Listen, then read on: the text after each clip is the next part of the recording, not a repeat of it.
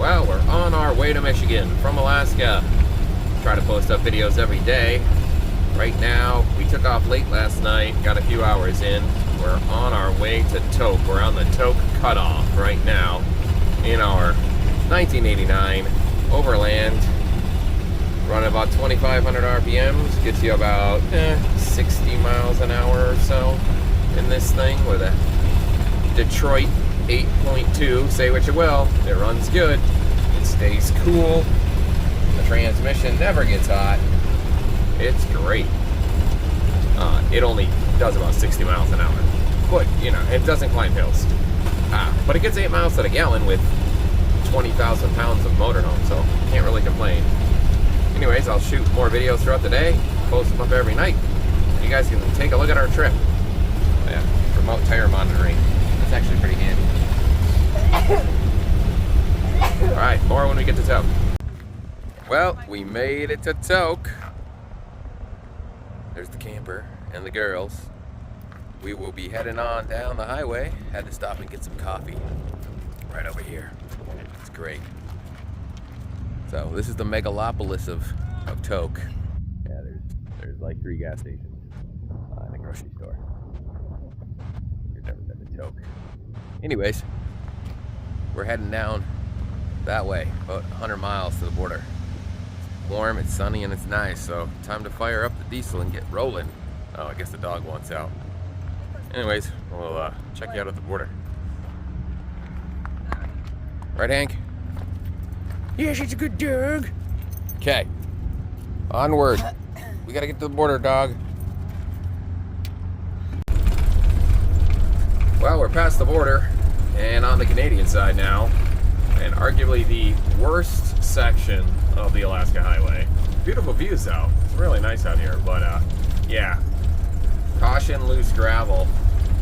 Yeah, there's sections here where it's 100 yards of loose gravel every quarter mile. It's washboarded up and you gotta drive about 25 on it. And it's been that way for years. It was exactly this way 2 years ago when we came through here.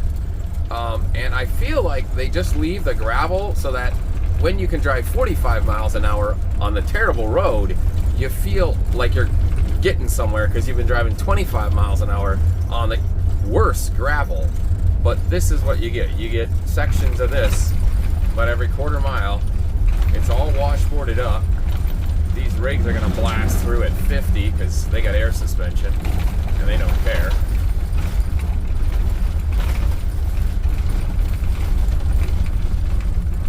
And then there's your sign that there's a bump, the flag in the bucket. That's a sign. You gotta watch out for those. If you're lucky, the regular frost heaves are marked with flags, maybe. If you're not, you may hit a 2-foot drop without any warning.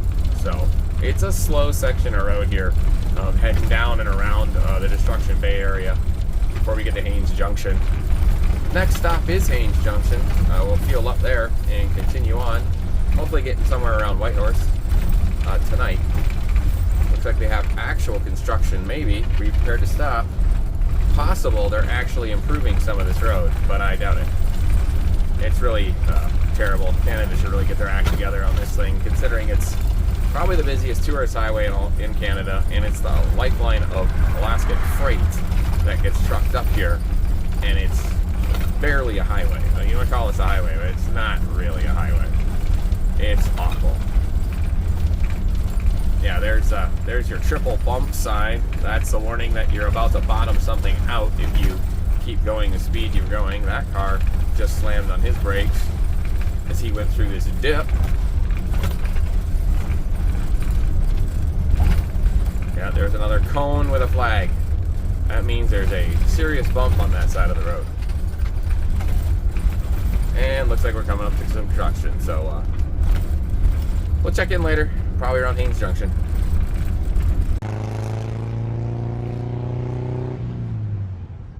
Day 1 continued. Haines Junction.